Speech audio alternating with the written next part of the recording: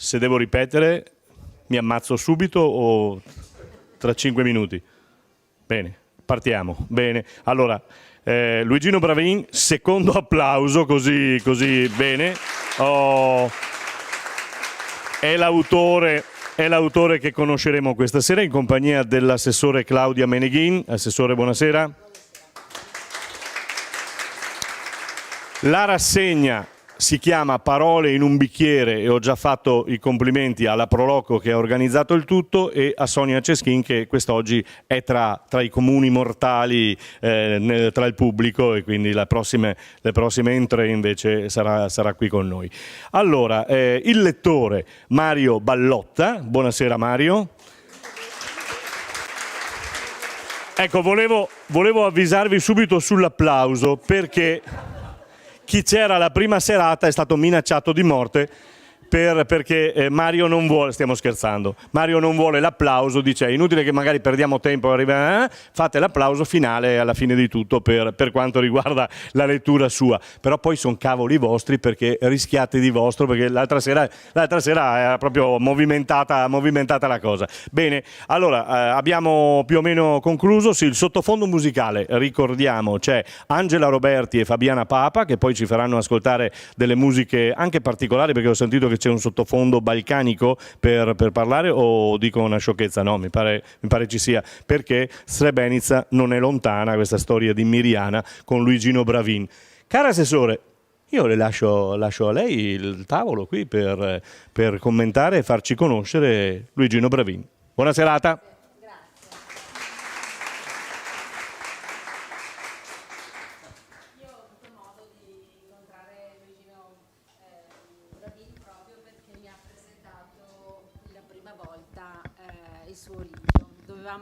Così presentarlo all'interno di eventi comunali, ma purtroppo il Covid ci ha bloccati e abbiamo rimandato. Quindi sono molto felice che all'interno della Proloco sia stato programmato questa stupenda rassegna letteraria ricchissima, alla quale insomma ho già partecipato al primo evento, adesso siamo al secondo e anch'io mi associo ai complimenti per questa bellissima location perché si presta veramente a queste cose.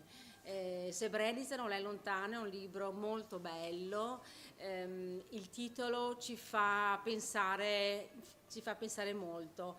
Non è lontana nel senso che le cose che sono avvenute sono recenti, il 1995 non è un periodo molto lontano, non è lontana neanche dal punto di vista del territorio, no, Luigino? E non è lontana neanche purtroppo psicologicamente, emotivamente, perché purtroppo gli eventi che sono successi succedono ancora. Io lascio quindi a Luigino parlare di questo suo stupendo libro che ci toccherà tantissimo perché non è un romanzo, è una storia vera. Allora intanto volevo dirvi che mi farebbe piacere che voi altri sappiate che io sono Gigi per tutto il Coneglianese. Quella volta che sono nato mia madre ha detto che si era sognata alcuni giorni prima di partorire che avrebbe partorito un bambino, una volta non si sapeva se era maschio o femmina prima, e che l'avrebbe chiamato Luigino. Poi molto probabilmente negli anni 50 era facile chiamare con i diminutivi i figli Luigino, Faustino, Carluccio. Non avrebbe mai pensato che io poi sono arrivato ad essere quello che sono e pesare un quintale, capite? Comunque è andata così. Sono Gigi per tutti. Allora, quello che voglio dirvi è questo. Innanzitutto vorrei ringraziare i titolari della cantina perché è un posto meraviglioso, unico a dir la verità. Io ho insegnato matematica fino a 6-7 anni fa, quando sono andato in pensione. Ho incominciato a scrivere, mi presento io ho incominciato a scrivere 13, 14, 15 anni fa. Ho scritto il mio primo libro, è Il Borgo delle Fontane, è una storia che ho scritto sui personaggi e le persone del Borgo delle Fontane a Ponte di Piave, perché ho vissuto la mia gioventù lì e l'ho scritto per i miei figli, perché non andassero perduti certi personaggi che giravano anche qui a Perifellettano, sapete, è che adesso se girano li mettono subito in trattamento sanitario obbligatorio, in qualche istituto. Una volta giravano, per chi ha la mia età, forse si ricorda, giravano tranquillamente per le strade, rispettati e voluti bene. Poi ho scritto un altro libro, La lemniscata, il titolo è matematico, nel senso che la lemniscata è il nome del simbolo dell'infinito, l'otto coricato, ma è la storia di un internato militare italiano che a un certo punto, verso la fine della guerra in aprile del 1945, vive un amore strepitoso con una prigioniera russa. Lì succede che a un certo punto devono per forza di cose venire separati. Lei deve tornare in Russia c'era Stalin a fine 1945, lui torna in Italia, faranno due vite. La probabilità che si incontrino può esserci, non esserci, non ve lo dico. Il libro potete trovarlo anche da Riccardo tra le righe. Poi ho scritto Bruegel e l'eredità, un giallo, un noir, nel senso che è la storia della ricerca dei quadri di Bruegel trafugati nei vari musei. Dopo di questo è venuto il clarinetto Rabbino Shmuel. Piazza, il mio editore, perché non sono andato a cercare chissà dove, Piazza ne ha stampate 1000 copie quell'anno, ormai sono 5-6 anni, ne ha stampato 1000 copie e le ha finite. Poi c'è stata una raccolta di racconti, alcuni personali, altri inventati o che altro,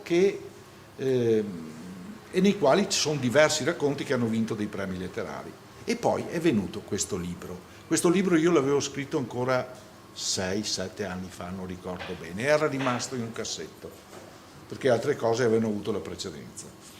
Srebrenica non è lontana, è il titolo, nel senso che Srebrenica è una cittadina della Bosnia dove sono stati compiuti degli atti efferati nel luglio del 95, che tutti quanti, molti ricordano, perché Srebrenica non è lontana, perché quando nel luglio del 95, io come tanti altri, eravamo in spiaggia, chi a Bibbione, chi a Caole, chi a Lignano, e dall'altra parte dell'Adriatico succedevano cose che erano successe in Europa solamente negli anni della guerra, capite? La storia che si ripete nelle nefandezze. E oltretutto non è lontana neanche temporalmente, perché adesso fra il Kosovo, la Bosnia, basta leggere un poco e si capisce come gli odi non siano per niente sopiti, sono sopiti solamente superficialmente, ma nella realtà questi odi si ripetono in continuazione. Io adesso volevo leggere la prefazione. Fate un pezzo, ragazzi? Vai, dai.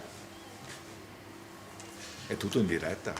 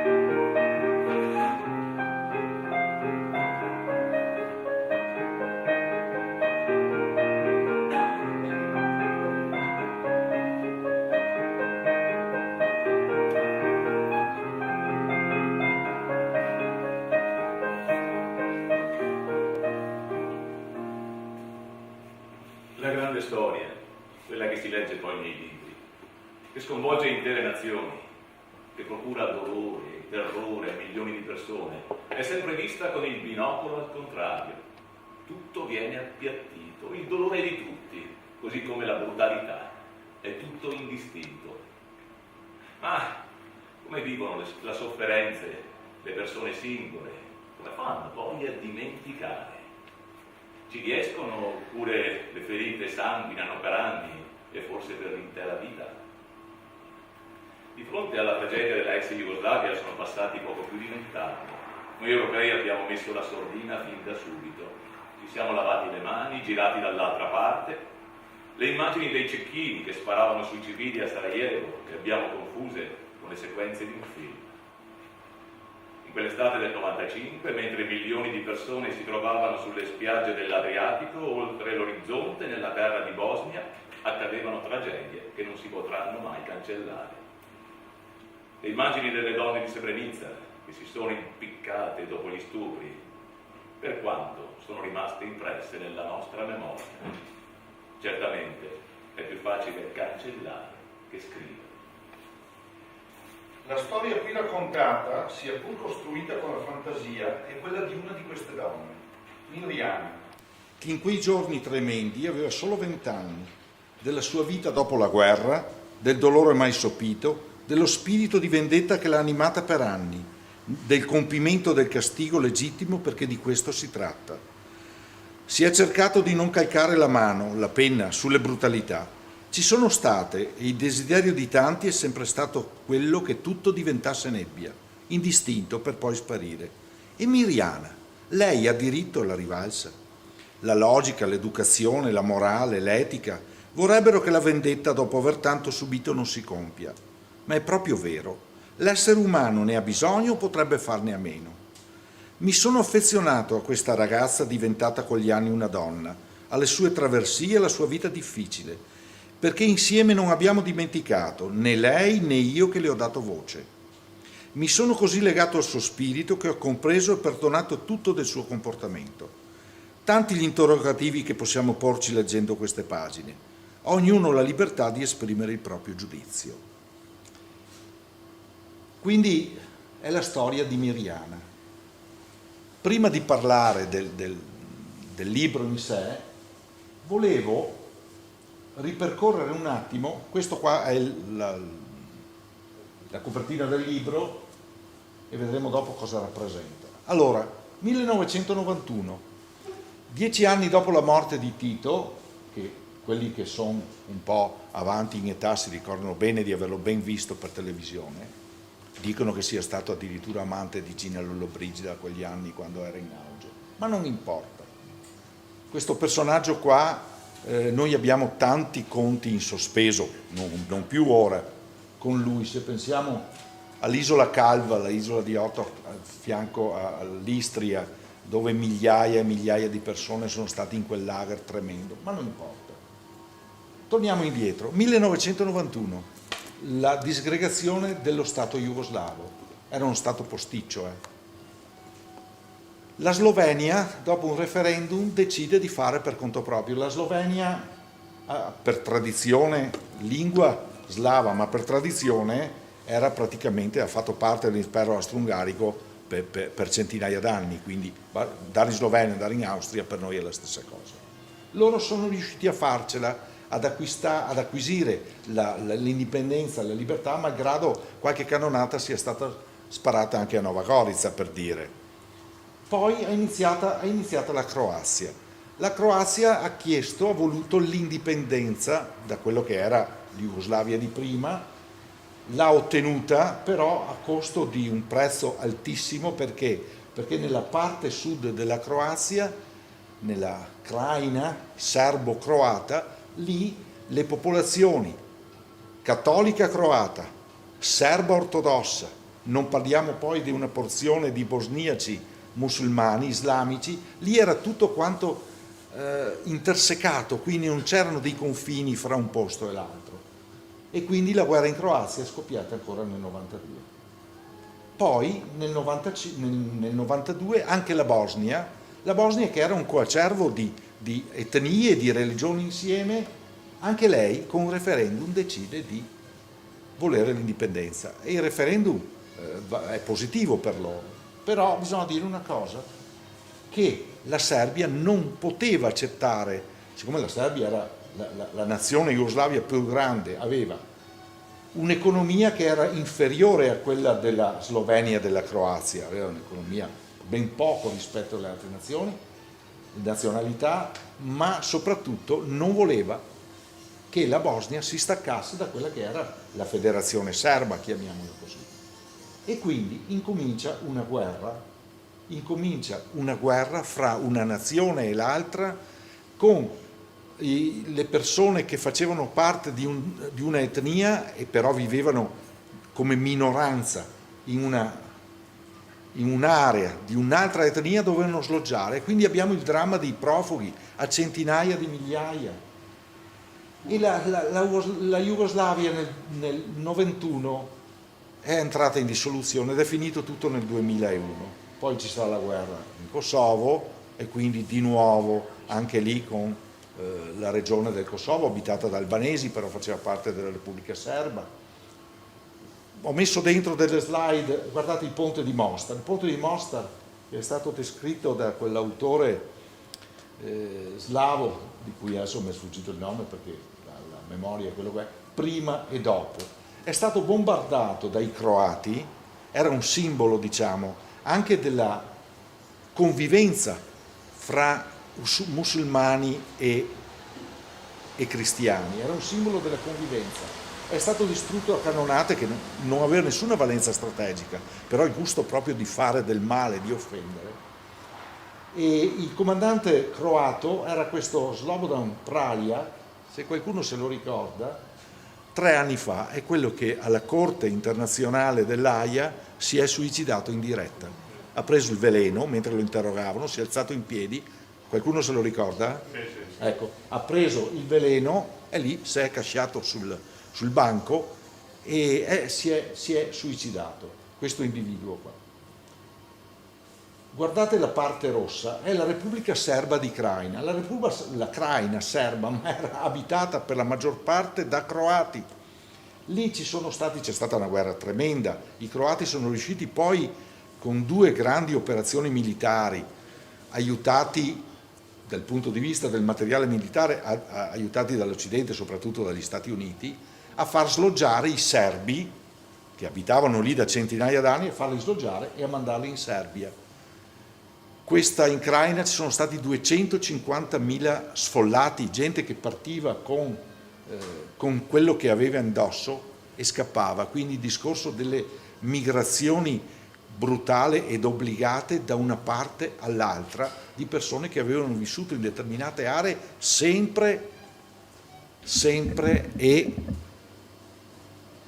in quel posto per centinaia d'anni. Quindi il fatto che delle persone devono strappare le radici di dove sono nati e andarsene lasciando tutto lì. Io ricordo che in quegli anni, un piccolo episodio vi dico, c'erano dei mercatini in giro dove vendevano tipo i mercatini dell'antiquariato. Io e mia moglie una volta, non ricordo più se a Porto Bufaleo o chissà dove, c'erano in mostra in queste bancarelle dei corredi di lenzuola, come si chiamano, cuscini, federe, che altro, ricamati, mia moglie se ne intende, non sono di quelli fatti in Cina, non erano, ricamati a mano. E cosa ci facevano questi corredi, lenzuola, asciugamani o che altro? Non era altro che roba trafugata da quelle popolazioni dove ancora l'artigianato femminile funzionava. E ricordo che ha preso 2 cose, federe, e io mi sono detto, ho detto, guarda, metti un cassetto, fammi un piacere, che magari qua ci ha dormito qualcuno che poi è stato ucciso che altro, non voglio neanche saperne. La guerra d'indipendenza della Croazia, nel 1995 la Croazia lanciò 2 offensive principali, dal nome Operazione Flash e Operazione Tempesta, offensive che avrebbero cambiato l'esito del conflitto in suo favore. La Croazia quindi diventa indipendente a tutti gli effetti, buttando fuori i serbi dalla sua area. Queste sono immagini, è che c'è un crocifisso ma potrebbero essere le immagini di Aleppo, adesso per dire della Siria, quella è la realtà, o del Donbass, persone. E qui si instaura un'altra questione, adesso questo ve lo dovete ricordare, è l'assedio di Sarajevo. Io me lo ricordo, vabbè, sono passati 25 anni, 26, ma non sono più un giovanotto, ero ben attento, i giovani qui non possono ricordarlo loro. Sarajevo, capitale della Bosnia, città multietnica, croati, serbi, musulmani, ebrei, c'erano sinagoghe, c'era di tutto. E lì dai serbi di Bosnia, cioè i serbi di Bosnia, l'hanno presa sotto assedio. L'hanno presa sotto assedio e dall'alto delle alture in fianco, quelle dove avevano fatto poi le Olimpiadi negli anni '80, bombardavano in continuazione questa, e i cecchini che sparavano. Io i giorni dell'assedio di Sarajevo me li ricordo, non tutti, perché Sarajevo è stato il più grande assedio della storia, dopo quello di Troia per dire, perché Leningrado, durante la Seconda Guerra Mondiale, è stata messa sotto assedio dai tedeschi per 400 giorni, una roba incredibile. Questo è stato l'assedio di Sarajevo, è durato più di 400 giorni. C'erano i cecchini che sparavano dall'alto e avevano creato dei camminamenti, dei muri di sabbia, soprattutto dalle truppe dell'ONU che in certo qual modo presidiavano Sarajevo, ma ci sono stati migliaia e migliaia di morti. Questo è il Parlamento di Bosnia bombardato. Andiamo avanti. Arriviamo nella primavera e estate del 95. Nella prima estate del 95 diciamo l'offensiva dei serbi in Bosnia va a incidere in quella che è l'area di Srebrenica. Srebrenica, se la vedete qui, c'è Sarajevo ad ovest, Srebrenica è leggermente a nord-est. Avevo anche il puntatore, ma non vale la pena. Srebrenica è una cittadina di 12-13 mila abitanti, non so, o terzo dico io, una roba del genere. Bene, in quell'estate le truppe serbo-bosniache di Mladic, Karadzic circondano la città e prendono in ostaggio, ma che non sarebbero stati solo ostaggi, prendono in ostaggio tutti i maschi della cittadina. Li prendono e, legati col fil di ferro, li portano alla periferia della città, dove vengono scavate delle fosse con le ruspe, con i caterpillar, e vengono ammazzati tutti quanti, ognuno una pallottola, chi 2, chi 3, quello che è, e buttati dentro le fosse comuni. È stata una tragedia che per tornare indietro, bisogna tornare indietro nel 45, 43, 44, 45, pensiamo a Sant'Anna di Stazzema, pensiamo a Marzabotto, ma qui si trattava di qualche centinaio di persone, qui sono stati 8.400. Voi immaginate la disperazione di donne, vecchi, bambini rimasti. Le donne poi, guarda, ragazzini, non importa, le donne sono state violentate e stuprate da ste bestie, soprattutto dai legionari, dai militi del comandante Arkan, che era l'equivalente di un nazista della peggior specie, e di queste donne molte si sono impiccate negli alberi attorno alla cittadina. È stata una tragedia immane. Questi erano, e poi vi dico, questi erano Ali Izetbegović era il capo dei bosniaci musulmani. Ratko Mladić è stato condannato nel 17 all'ergastolo dalla Corte internazionale dei diritti dell'uomo in Olanda. Radovan Karadzic, adesso addirittura, lui era in prigione in Olanda, leggevo proprio 2 settimane fa, è stato portato, lo hanno accolto in una prigione inglese. Questo qua era uno psichiatra, a vederlo così, a dire la verità, aveva bisogno lui dello psichiatra. Era il capo politico dei serbi di Bosnia. Il generale Ratko Mladic, che è questo qua di sinistra, e il comandante Arkan, Zeljko Zaranovic, è stato ucciso, era un malfattore, un bandito, un assassino, li aveva tutti, è stato assassinato nel 2000 a Belgrado.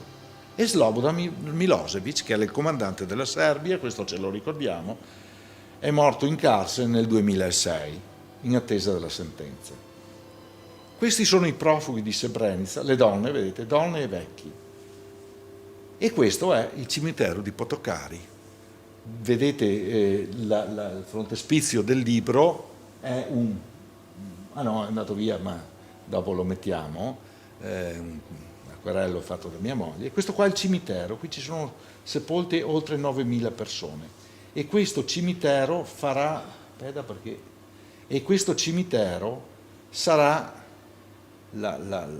diciamo un posto che ha una preponderanza, diciamo, nel libro, perché Mirjana andrà 2 volte al cimitero di Potokari. Eccolo qua, una collina piena di steli. E questa qua è la fotografia che mi ha ispirato la scrittura del libro.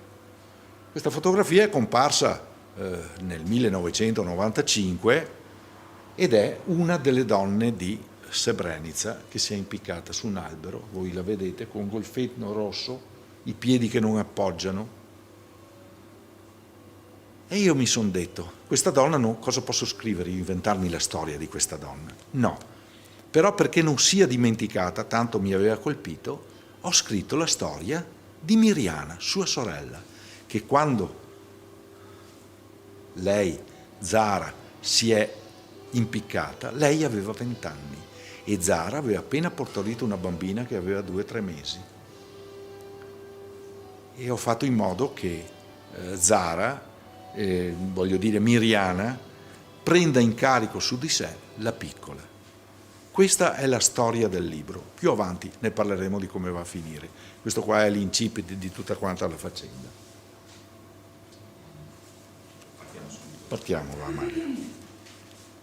Gli uomini di Arkan perlustravano le vie di Srebrenica, silenziosi come serpenti, strisciando lungo i muri delle abitazioni, intrufolandosi nelle porte solo accostate e abbattendo con facilità quelle chiuse. Cercavano gli uomini sfuggiti al rastrellamento dell'esercito di Mladic. Cercateli, tirateli fuori dalle loro tane, questi bastardi di musulmani. Questo era l'ordine perentorio espresso dal loro comandante poche ore prima.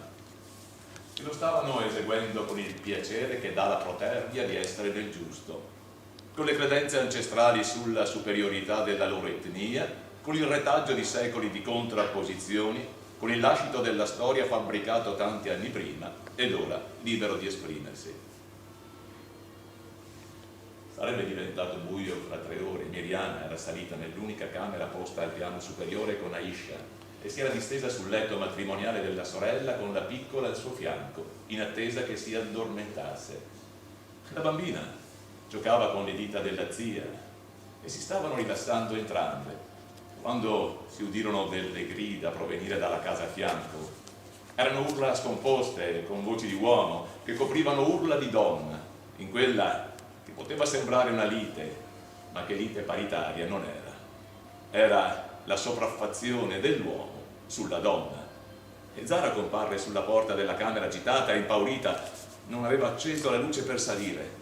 La familiarità con la casa le aveva permesso di arrivare al piano superiore in silenzio e disse sottovoce alla sorella: prendi la piccola e nascondetevi nello sgabuzzino e poi sposterò l'armadio piccolo davanti alla porta. Troveranno solo me e li lasceranno in pace. Dai, vieni anche tu, ti prego, vieni. No, se non trovano nessuno si mettono a cercare e ci troveranno tutte e 3. E Mirjana prese la piccola quasi addormentata fra le braccia tenendola orizzontale e si sedette nel piccolo spazio che il cognato aveva ricavato da una rientranza della casa a fianco. La luce, poca, proveniva da una fessura verticale che assieme ad altre contribuiva a dare un po' di movimento alla facciata della casa. Le aperture erano chiuse da un vetro e davano sulla strada. Appena furono all'interno, Zara spostò il piccolo armadio ad una sola anta fino a coprire completamente l'ingresso dello sgabuzzino.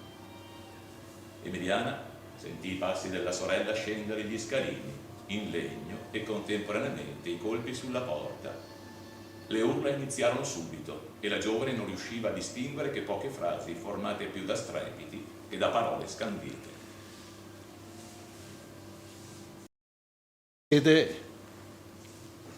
Due parole solo. Qui accade il fatto che segnerà la vita di Miriana, perché si troverà alla fine con questa bambina. E vedremo più avanti come si combinerà la cosa.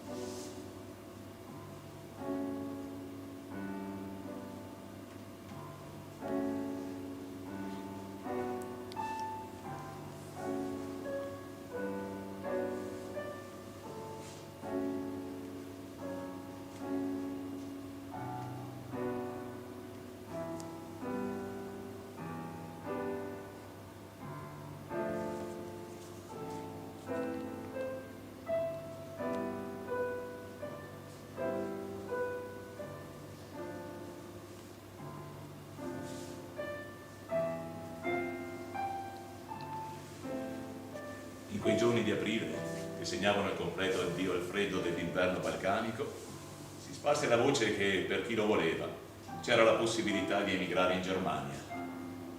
Miriana capì che quella era l'unica possibilità per fuggire, ma che le era preclusa per la presenza ingombrante della vecchia nonna. Volevano in Germania nuclei familiari interi o persone sole e giovani, non certamente un'anziana piena di acciacchi. Emiliana si scoprì a pensare che solo se la nonna fosse morta poteva avere la libertà di andarsene e di mettere in atto la vendetta, magari un giorno lontano, che si era annidata dentro la testa ormai da mesi. L'immagine di sua sorella appesa ad un albero alla periferia di Srebrenica la stava inseguendo ogni giorno. Nelle notti insonni, quando doveva mettersi a sedere per poter respirare, perché il ricordo di quella decina di minuti chiusa nello sgabuzzino la assaliva con una sensazione di claustrofobia che non aveva provato in quei momenti con la piccola in braccio, attenta che non si svegliasse e ne facesse rumori. E la sorte fece sì che in maggio la nonna si ammalasse di polmonite. Lo capiva la ragazza che era qualcosa di serio, che la tosse e la febbre alta non erano solo un'influenza, e tardò alcuni giorni prima di chiamare un medico militare a visitarla. E mentì sulla data di inizio della malattia della donna. Buttò nel gabinetto le pastiglie di antibiotico, aspettò che la febbre salisse senza somministrarle l'antipiretico e attese. Freddamente aspettò, cullando la bambina nella stanza accanto perché aveva il terrore che la polmonite della vecchia donna potesse trasmettersi alla figlia. E quando il rantolo dell'anziana si faceva più flebile, adagiava la piccola nella culla e andava a vedere. Non dovette aspettare molto. In capo a 2 giorni, la morte si prese la vecchia nonna. Miriana sapeva che lei avrebbe desiderato un funerale secondo i dettami islamici e almeno in questo l'accontentò. Chiamò alcune anziane di quella comunità provvisoria che la lavarono e la prepararono per il funerale. E seguì il misero corteo funebre fino alla parte islamica del cimitero del paese dove erano ospitati. Qualche volonteroso aveva scavato una fossa poco profonda, parallela alle poche altre, tutte dirette verso sud-est. E il corpo, così preparato, fu adagiato sul fondo avvolto in un lenzuolo che, si scoprì a pensare Miriana, aveva certamente fatto parte del corredo di una donna serva. Ecco il tuo Islam, la tua fede. Sei qui sottoterra, ignara di quello che ha segnato, anche per la tua intransigenza e di tutti quelli come te, la vita delle tue nipoti. Come sarebbe bello non credere in nulla se non nel rispetto dell'essere umano. Questo pensava Miriana mentre tornava verso casa con la piccola seduta in un passeggino non suo, trovato in una delle case occupate. Miriana va a finire in Germania. In Germania in quegli anni hanno accolto molti profughi dell'ex Jugoslavia, anche per una vicinanza, chiamiamola così, europea, di tradizione, e quindi Miriana va a finire. Miriana aveva 20 anni nel 95, quindi era una ragazza, poco più una ragazza, con questa bambinetta al seguito. Vi dico che la bambina ha fatto in modo di concedersi a un impiegato dello Stato civile quel poco che c'era di Srebrenica, in modo tale che venisse scritto che non era figlia di sua sorella, ma era figlia sua legittimamente. Va a finire in Germania e qui trova lavoro come cameriera in un ristorante. È una ragazza giovane, anche bella se vogliamo, e trova lavoro sempre molto restia, molto chiusa nei rapporti umani, ma dopo un po' si è smollata e ha avuto una breve relazione con un tedesco del luogo, erano vicino a Norimberga.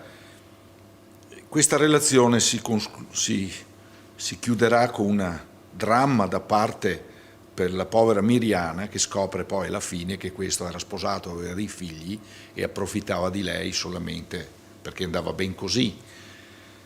E quindi trasloca, cambia lavoro, va in un'altra città e qui casualmente entra in contatto, chiede lavoro, come succede, sa fare la cameriera, è una ragazza di bella presenza, e va a lavorare in una gelateria di quello che certamente non è uno dell'isola di Stromboli, ma se è una gelateria in Germania o è del Feletto o è dello Zoldano, direi, più o meno del Coneglianese o dello Zoldano.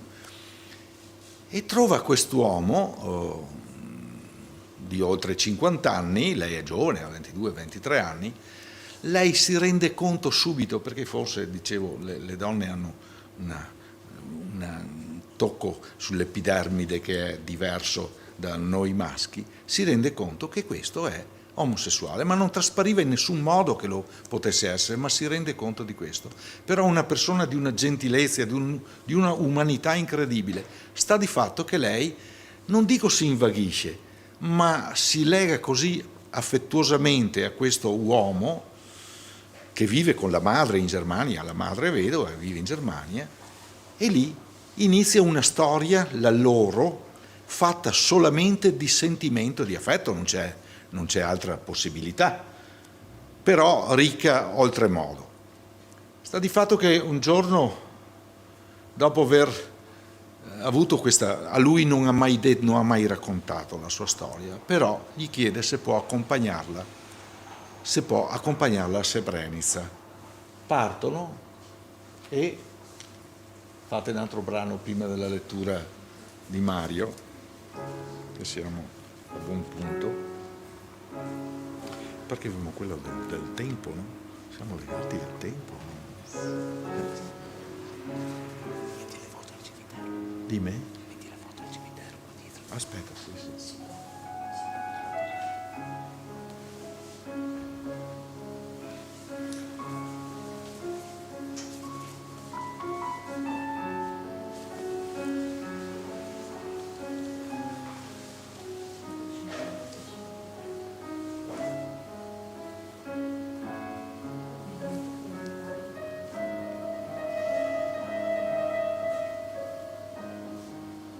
Le foto del cimitero di Srebrenica avevano fatto il giro del mondo. Migliaia di lapidi bianche, costruite con la roccia di quella terra, riempivano come una ragnatela il fianco lieve della collina. Era un via vai di cippi in fila che cambiava struttura geometrica allo sguardo mentre si avvicinavano. Disposti come i filari di un vigneto, si scoprì a pensare Mario. Quel biancore sfumava quando per la prospettiva le lapidi si facevano più fitte diventando un muro basso e grigio. E la donna camminava davanti in silenzio, poi cominciò a leggere i nomi sulle lapidi seguendo un filare. Cercò l'autista con gli occhi ed egli si avvicinò e parlarono fitto sottovoce. ed egli fece strada fino ad una zona che sembrava esattamente uguale e indistinguibile dalle altre e indicò con un dito una fila di lapidi. Miriana fu lasciata sola davanti e procedeva piano, leggendo i nomi. Lo fece per almeno mezz'ora e poi si fermò. Mario la raggiunse e le rimase vicino. Sulla lapide solo un nome e 2 date: Zlatan Ibegovic, 1965-1995. La donna rimase immobile, avvolta nel suo cappotto, con le mani che chiudevano il babero, in silenzio, con lo sguardo lontano, come se di fronte avesse avuto uno schermo dove le immagini venivano proiettate da un operatore ubriaco. Si accavallavano una sull'altra secondo una sequenza casuale, ma Miriana le distingueva bene. Ritornarono indietro verso l'autista che li stava aspettando.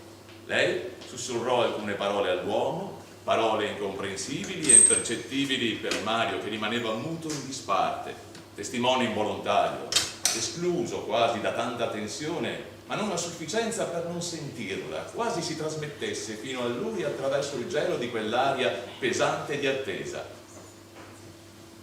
E l'uomo indicò un altro settore dell'immenso cimitero e si mise a fianco di Miriana. E Mario li sentiva parlare speditamente.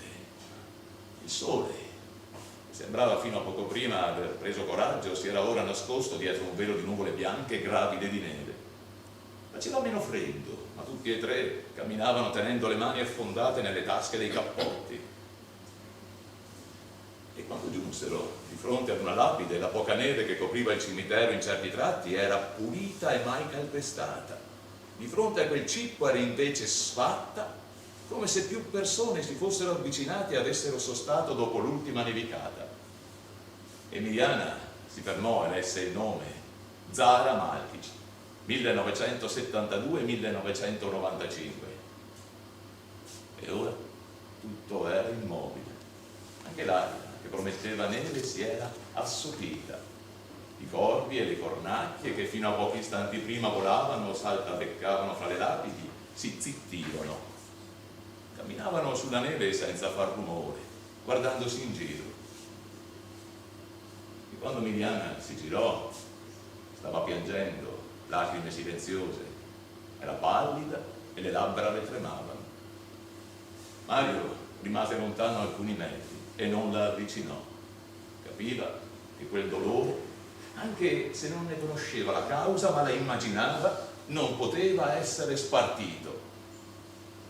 La donna spaziò con lo sguardo tutt'attorno, come a fissare le immagini in una pellicola, e si incamminò verso l'uscita. I corvi presero il volo gracchiando. L'aria si mosse lieve fra gli alberi spogli e gli ammassi di vischio appesi ai rami in alto ondeggiarono. Leggere, minuscole sfere di acqua ghiacciata cominciarono a cadere sui loro cappotti e sui loro visi. Ribalzavano senza bagnarli. Andiamo, disse rivolta a Mario. Ho fatto quello che dovevo fare da anni, ma non avevo il coraggio di fare da sola. Grazie. Si fecero portare fino a Sarajevo, anche se mancava ancora un giorno alla partenza dell'aereo. Nessuno dei due aveva voglia di fare il turista. L'intensità delle emozioni di quei 2 giorni doveva essere smaltita nel silenzio e con calma. Cercarono un albergo, uno qualsiasi. La notte dormirono vicini, senza parlare, tenendosi la mano, e la mattina si fecero portare all'aeroporto. Appena passato mezzogiorno erano a casa. Questo era il rapporto che Miriana aveva con Mario, il suo amante dell'anima, diciamo. Poi proseguo. A un certo punto Mario si ammala e lei viene a vivere in Italia. Lui le aveva lasciato venduto la gelateria in Germania, prima ancora quando si stava ammalando gravemente le aveva comprato una gelateria qui in Veneto. La vecchia madre di lui era morta e lei si era trovata che non aveva nessun bisogno neanche di lavorare, volendo, aveva un reddito a sufficienza. Intanto la bambina è al 2° anno di liceo, quindi stiamo parlando che Miriana aveva 36 anni, era una donna, non aveva marito, non aveva nessuno. assolutamente indipendente. La bambina va al liceo e in una delle riunioni regolari che fanno gli insegnanti di scuola con i genitori, a un certo punto, come padre di uno dei compagni di classe di sua figlia, ti vede arrivare quello che aveva stuprato la sorella, perché lei quella volta, quando era con la bambina in braccio e c'erano sul muro della camera, c'erano dei losanghi in vetro, lei l'aveva visto uscire mentre si ricomponeva dopo quello che aveva fatto sua sorella, e lei lo aveva fissato nella memoria e non l'aveva più dimenticato, ma l'aveva visto ogni sacrosantissimo giorno. E qui la storia rinizia in un altro modo, e Miriana, il pensiero della Miriana è quello di vendicarsi, quello che aveva pensato per anni, discorso che facevamo, che abbiamo letto quando ho letto la mia prefazione alla storia, di dire: ma la vendetta è giusto che ci sia, non è giusto che ci sia, ognuno la pensi come vuole. E lì il libro prende un altro abbrivio, nel senso che è una storia, l'unica interprete a questo punto non è più Aisha, non è Mario, l'amico affettuoso del parte della sua vita, ma è lei e quello che è il suo obiettivo. Io non vi dico altro perché va bene così, insomma, cioè dire, ho detto fin troppo. Come, quando, se è scritto nelle ultime 30-40 pagine del libro. Cosa voglio dire io? È un libro per certi aspetti duro, anche perché la storia, la vita di tante persone è stata dura. Noi altri qua, tutto sommato, abbiamo quelli della mia generazione, dei giovani speriamo che continui, abbiamo avuto una grande fortuna. Penso negli ultimi 70 anni, qua schioppettate non ne ha tirate, non ne ha prese nessuno. E io sono convinto, e lo dico, ho avuto occasione di dirlo altre volte, ma anche per la presentazione di altri libri e quant'altro, quello che ci salvia e ci salverà, si spera, sempre, in ogni caso, sarà l'esercizio della democrazia. Questo è il mio pensare, cioè dire la democrazia dovrebbe impedire che accadano cose del genere. E nello stesso tempo l'Europa qui ha fatto una figura nel periodo della guerra serbo-bosniaca, perché il Vaticano, i tedeschi, gli austriaci avevano parteggiato fin da subito per la Croazia. Perché? Perché i croati sono cattolici, gli altri erano stati messi da parte, e però avevamo i bosniaci musulmani che avevano la copertura delle potenze del Golfo e che altro, cioè dire questa separazione in base all'etnia, alla religione o che altro, che non ci dovrebbe essere. E quindi l'unica cosa che può eliminare queste diversità, perché ci sono, è l'esercizio della democrazia. Ecco, questo è quello che come finale, diciamo, mi sento di dire. Questa è la storia di Miriana. Ragazze, se volete fare l'altro pezzo, tu Claudia vuoi dire qualcosa? Tranquillamente, sai. Sì, buon, perché io ho chiuso.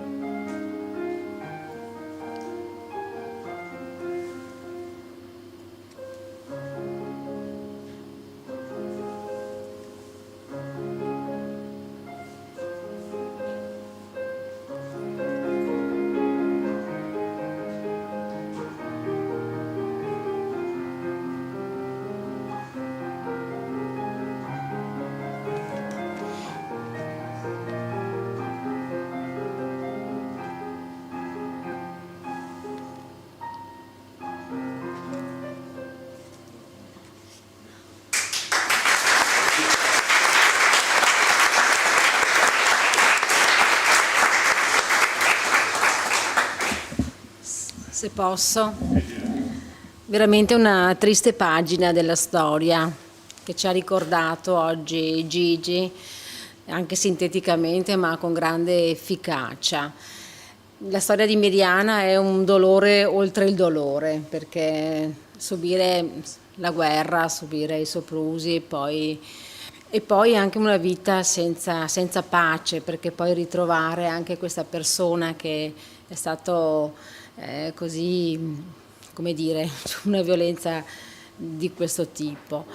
Io ringrazio Gigi per averci ricordato anche questi momenti storici, perché come sempre diciamo e dobbiamo non dimenticare mai.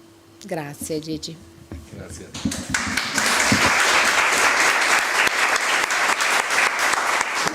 Bene. Beh, grazie, come diceva l'assessore, grazie a entrambi. Ci sono dei libri, mi pare, no? Ci possono acquistare. C'è la Riccardo lì in possibilità fondo, sì. la possibilità di acquistare il libro, quindi grazie a Gigi, bravin, ho detto bene? Grazie a voi altri. Grazie a voi. Grazie a tutti voi altri di essere venuti. È 1 anno e mezzo che praticamente io non ho più fatto presentazioni, ne avevo diverse in calendario anche per la giornata sulla violenza alle donne, per la festa della donna l'8 marzo, ma a gennaio dell'anno scorso è finito tutto e qui siamo qui presenti tutti noi, ma non venitemi a parlare di guerra. Per chi legge, ha letto e continua a leggere come faccio io di storia, vi posso dire che questa che abbiamo vissuto è stata una brutta ed è una brutta pagina, ma tanto brutta, ma non è una guerra.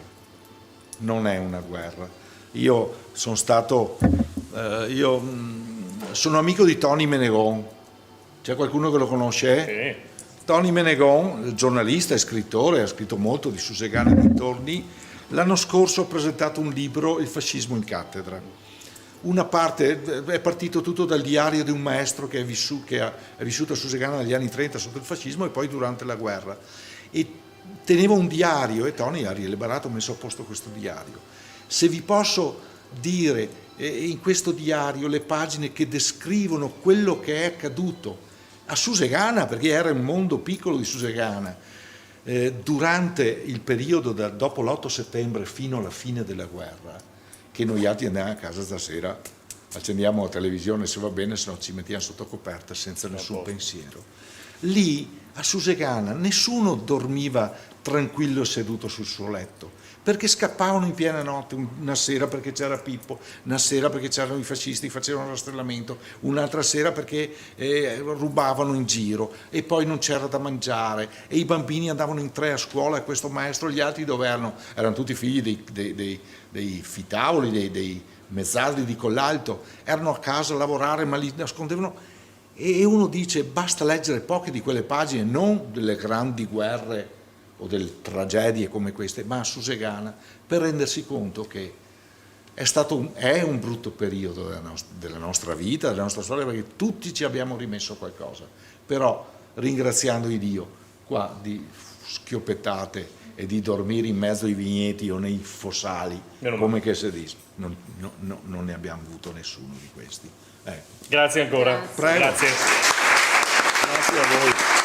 Allora, potete rimanere qui intanto perché da una storia di questa donna sfortunata abbiamo invece una storia, parla una donna che invece ha questa Palazzo Rosso, ha questa cantina Sommariva e diciamo che è una storia felice e bella, no? Venga perché vogliamo conoscerla.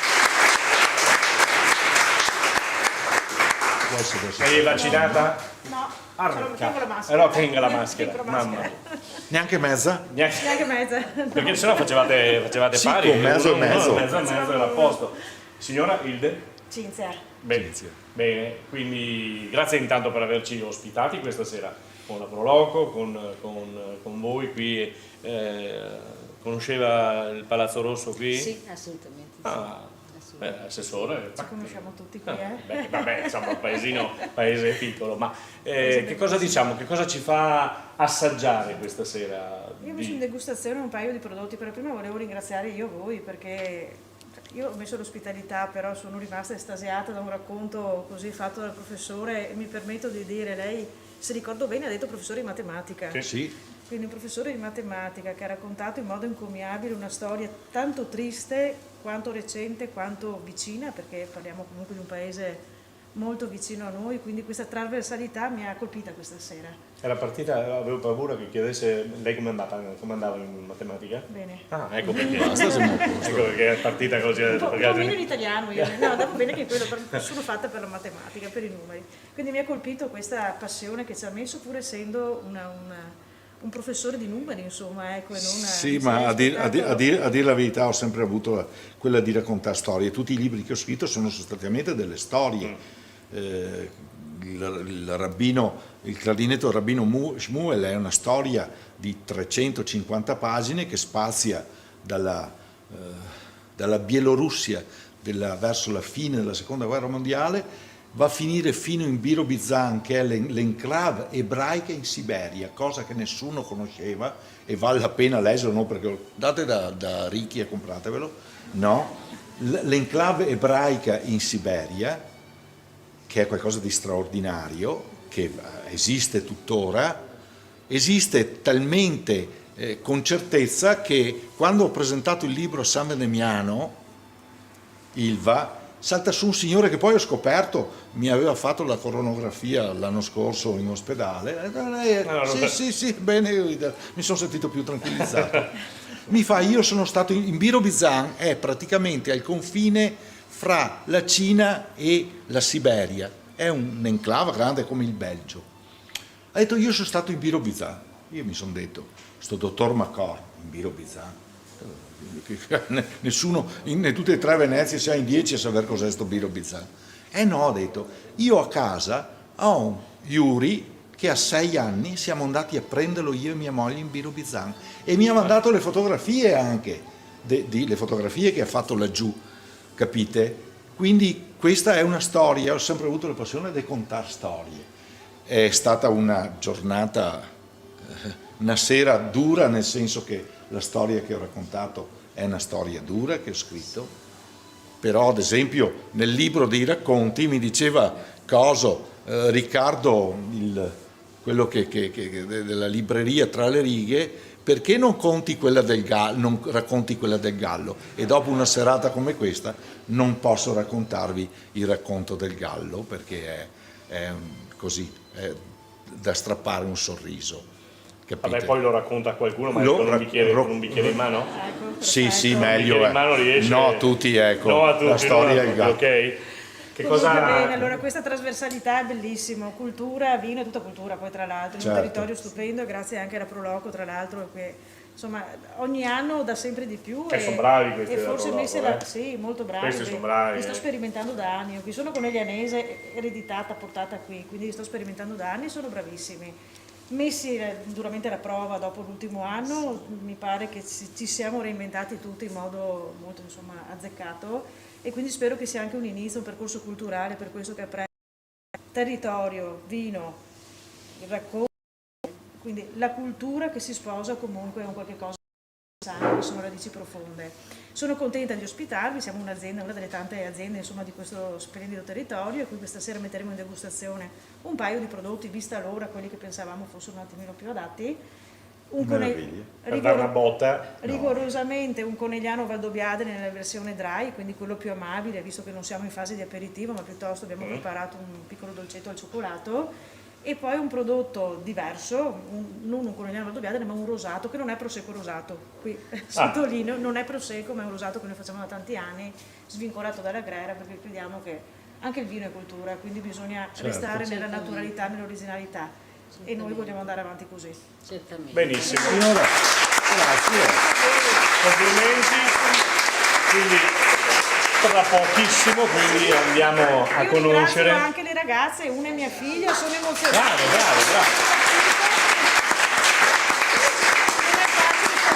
suonare con la sonora. No, ma brave e complimenti perché hanno saputo figlia e tenere nipote. di sottofondo bene, quindi non... E ringraziamo, scusatemi, Mario Vai. Ballotta, Oh, perché non è io e Mario che giriamo da anni, perché lui fa il lettore alle presentazioni dei miei libri, come Gianni e Pinotto, dico, ce ne andiamo io e lui e non pensate male. Mario però non legge solamente perché leggo anch'io, leggo abbastanza bene a dir la verità, però di recitare a memoria canti su canti su canti di donne, di Dante dico, molto ma molto meglio a mio modo di vedere. Mi possono dire tu sei condizionato da... No, io vi dico la verità, se voi altri andate ad ascoltare Mario, e qualcuno fa cenno perché ha senso perché l'ha sentito, se andate ad ascoltare Mario, credetemi, quello lì di Firenze come si chiama? Quello che prende 300-400 mila botte per 2 canti recitati in televisione? Ah, quello lì, sì. Quello lì, se io vi dico la verità, fra Benigni e Mario, io onestamente, obiettivamente, scelgo Mario. Scelgo Mario. Fermi tutti, perché il giorno 5 di questo mese, giugno, Mario sarà con recital, fa i canti del Paradiso, faccio sempre il mio percorso, sì, fa a Sagarera Inferno, Purgatorio, Paradiso, adesso con i canti gregoriani.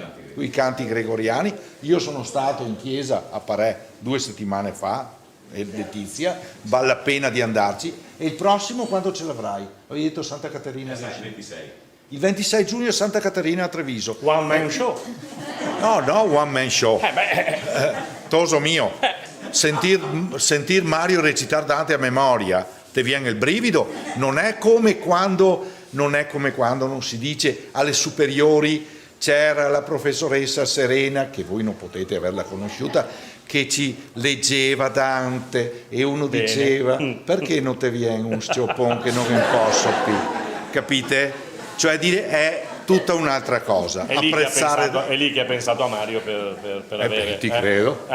Bene, allora andiamo ad assaggiare i prodotti della cantina Sommariva. Grazie ancora a Gigi Bravin, grazie all'assessore, e andiamo ad assaggiare i prodotti della cantina Sommariva. Mi se non un'ombra verde.